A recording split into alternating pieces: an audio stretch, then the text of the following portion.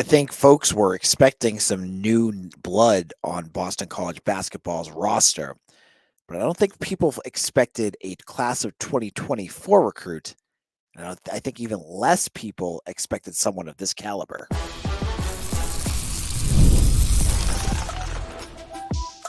You are Locked On Boston College, your daily podcast on the Boston College Eagles. Part of the Locked On Podcast Network, your team every day. Hello, everyone. Welcome. This is Locked On Boston College. I am your host, AJ Black. I'm also the editor and publisher of Eagle Insider, part of the 247 Network. Thank you all for joining me today. We're going to talk about some basketball recruiting. BC basketball lands a new commitment. I'm going to tell you who that is, what that means. I'm also going to look at what the current state of BC basketball's roster is going to look like. And we're going to look at the state of the ACC as another member of the conference has a big person on their staff complaining about the current state of the ACC. We'll get into all of that on today's show, but let's kick this off with the biggest story of the day.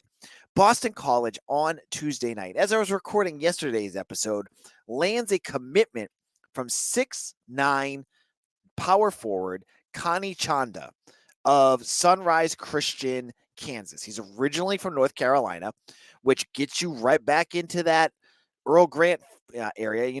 Even some of his more recent commitments, whether it's Elijah Strong or Jaden Zachary, not Jaden Zachary, sorry, Brevin Galloway, excuse me, are more from that area. That's a prime recruiting spot for Earl Grant. And I want to give a shout out to one of the sickos out there that had a picture of a unknown commitment posing for a picture in front of the Power Gym. And it was clearly Kany Tchanda. Now, Kany Tchanda is rated an 88. He's a top 200 recruit in the country. He had a lot of offers. And it's a big surprise that you get a recruit like this late in the class. He could be the best commitment in this class of 2024. So BC has a pair of other players, guards. You have Luka Taves, a combo guard from Massachusetts, and you have Nick Petronio, who is another guard from Massachusetts, but he's recovering from a knee surgery. You bring in Tchanda, and this guy does a lot of what you're hoping you needed to get out of the transfer portal, and you get him for 4 years, so that's so critical. Tchanda can shoot. He can shoot deep. He's not Quentin Post from deep, but he can hit a 3-pointer if he needs to. You watch some of his AAU tape, and you can see a guy that can spot up and shoot if he needs to. He's not afraid to play facing the basket.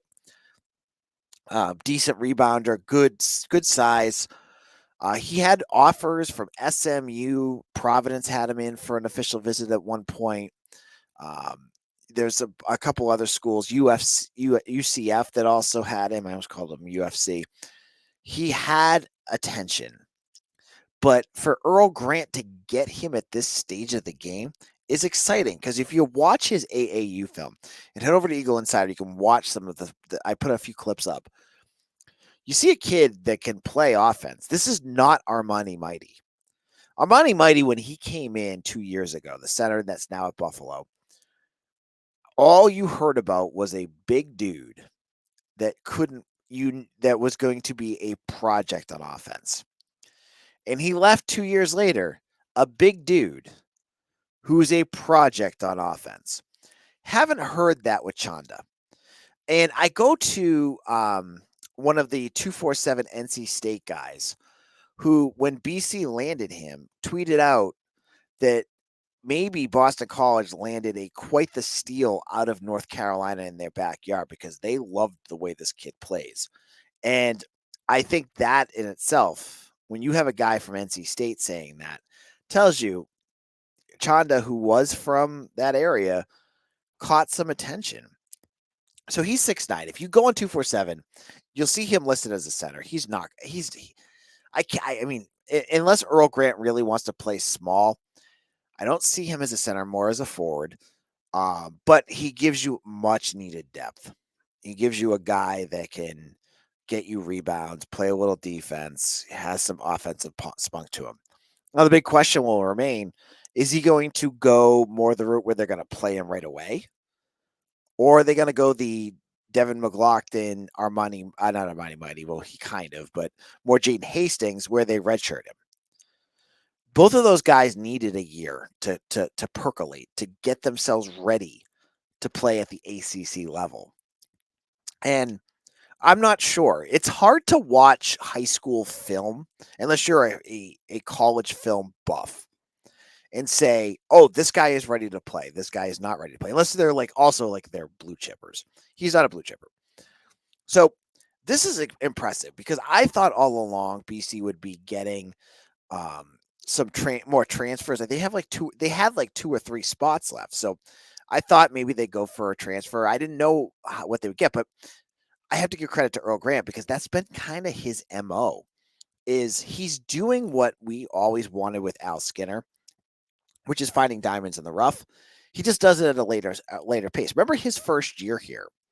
He brought in Devin McLaughlin very late. He brought in Jaden Zachary very late. He got Quinton Post out of the transfer portal at the last moment. So, Grant, that's been his bread and butter. So I don't doubt that he's been good at going through, finding tapes and finding those guys that are popping at AAU games, that are popping at camps, bringing them in and getting them to sign with the Eagles. And I think that's what's going on with Kany Tchanda. I think there's a potential that this could be the best recruit Boston College brings in the class of 2024. That's a big deal. And he fills a big need for this team. You just lost Devin McLaughlin, who's a 6'9" forward who kind of does the same thing. Tchanda can shoot a little better than him. We'll have to see how it translates to the college level and see what he can do for the Eagles in this upcoming season.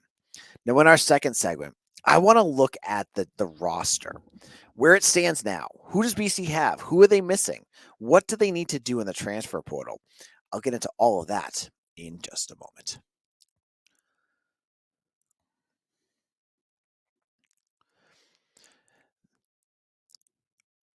It's winner take all in the NBA and NHL, and FanDuel's giving you a shot to bring home a big win of your own. Right now, new customers get $150 in bonus bets with any winning $5 bet. Now, I broke my cardinal rule. I thought the Bruins were done after they played those last couple of games against the Panthers. They went out, they won that last game on Tuesday night. Looked pretty good. Now they're going to play again soon. Will they be able to do that again? If you think so, go over to FanDuel. Just take the spread or the money line. Or maybe you think David Pastrnak's going to score a goal. You can get all of that there. It's so great there, and you can make parlays of every game. You can do whatever your heart desires on FanDuel. And right now, new customers get $150 in bonus bets with any winning $5 bet. That's $150 in bonus bets on spreads, money lines, player props, and more. So what you need to do, visit FanDuel/LockedOn and make every playoff shot count with FanDuel, America's #1 sportsbook. Welcome back. This is Locked On Boston College. I am your host, AJ Black, and we're talking about this new commitment. And Boston College, they lost a ton, as we've said on this podcast, in the transfer portal. And this is the first team of any major Boston College team that has just been hammered by the portal. You look at football, football has lost a few players here and there. You could make your argument that a guy like, CJ Burton was a big deal, or losing a guy like Joseph Griffin. Some people are sad about that. But you were waiting for this year where the NIL/transfer portal hammer has hit Boston College to the level it did with basketball. I mean, you look at what they lost. They lost Quinton Post and then the next 5 top scorers. And then you're supposed to replace that and be competitive in the ACC. That's a hard bill to swallow. That's a hard thing for people to comprehend that it could happen. So you lose Post, McLaughlin, Zachary, Madsen. Um, you lost Mighty and Prince of Ligby. But what has BC brought in, and will that be enough to cover that? Now, the biggest rock that's going to be impossible for BC to replace is Quinton Post. 7-footers that can shoot the way he did from the 3-point line, and the way that he could stretch the floor and make defenders focus on him is impossible to replace at a school like BC regularly. You may be able to find some diamonds in the rough to do that, but that's a tough one to replace.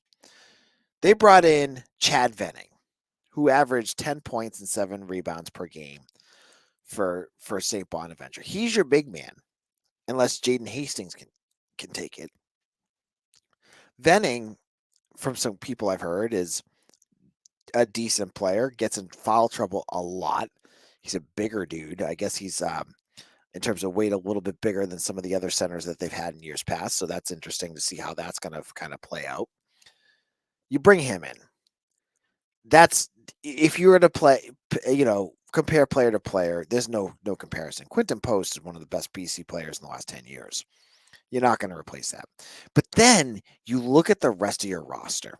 Prince of Ligby, I don't like trashing college kids, but he had a real tough last season, especially offensively. He gave you some decent games defensively. He was a good glue defender, but his offensive game, it got to the point where defenses were basically just playing off of him when he got outside of like 12 feet of the rim. That's bad, because then they could just focus on everyone else and take everything else away. You can replace him with maybe like Elijah Strong, who's on your roster, who I love watching Elijah Strong play. Don't know what he's going to be as a regular every, big minute player, but man, he's a lot of fun to watch. He could do it. You have guys like Josh Beadle, who's from Clemson. Maybe he's going to play your 3. That's something. I look at positions like that as one that BC can easily replace. I look at the guard position as a bigger issue. You lost Jaden Zachary, who's good. He's very good. As much as he could be frustrating at times, he's good. You lost Mason Madsen, your spot up shooter. You lost Claudel Harris, your volume scorer. You replaced Claudel Harris, I think, effectively with Dion Brown. Dion Brown is a guard from UMBC, kind of same level as what Claudel Harris came to from. And he was averaging like 19 points per game. That should cover your Claudel Harris issue. Now, the big question is, you don't have a 3-point shooter like Mason Madsen anymore. Well, at least we don't know of anyone on the roster, but you have a lot of options. Can one of those guys fit it, though? Could you get someone like Chaz Kelly or DJ Hand or the 2 freshmen, Luca Taves or Nick Petronio? Can one of those be your deep shooting guard? That's going to be something that they're going to have to find. And I would think DJ Hand would probably be your best bet at that, though I have not seen out of any of those guys. And Fred Payne's coming back too. Like, who of those, that group is going to be the guy? In terms of Jaden Zachary, you're going to have to hope Chaz Kelly can replace him. I know there's some folks out there that really like Chaz Kelly, but he's going to have to replace that. So then you look at what your roster has. You have a bunch of question marks. You have, I think, 2 more roster spots. Will BC be able to land transfers, or is it going to be like, as I've said before, like CJ Penna level transfers, where you're going to get guys from like, Okie Doke University in, West Lafayette, Texas, or whatever. And I kind of am expecting that at this point, because I just don't see them connected with any. But hey, this class of 2024 kid came completely out of nowhere. So maybe that's something to look forward to. Like, will BC get one more player? And they need a stretch wing, a guy that can shoot. They need a big, like a guy that's, just a big body to go with Hastings and Venning. They've got some needs. And we're going to have to wait to see what they do. Now, in terms of the Friends of the Heights, who is going to have to help them because NIL's the big deal with everything. They just added a big BC connection to the Friends of the Heights with Jim Paquette, who used to work, I think, with basketball, is now joining as their chief operating. I think he's the chief operating officer. He's a big name, and I know I've talked to him a bunch. He loved BC even after he left, and now he's doing a big part of the work for Friends of the Heights. That's a big addition for them. Wanted to add that out there because sometimes we don't talk about Friends of the Heights, but they're doing some good work and critical work for Boston College as they, continue to navigate their world in the NIL community. So I want to wrap things up with basketball here. I want to talk about the ACC in a moment as another team enters the grumbling stage of their relationship with the Atlantic Coast Conference. I'll tell you which team that is and where things stand with the ACC, all of that in just a moment.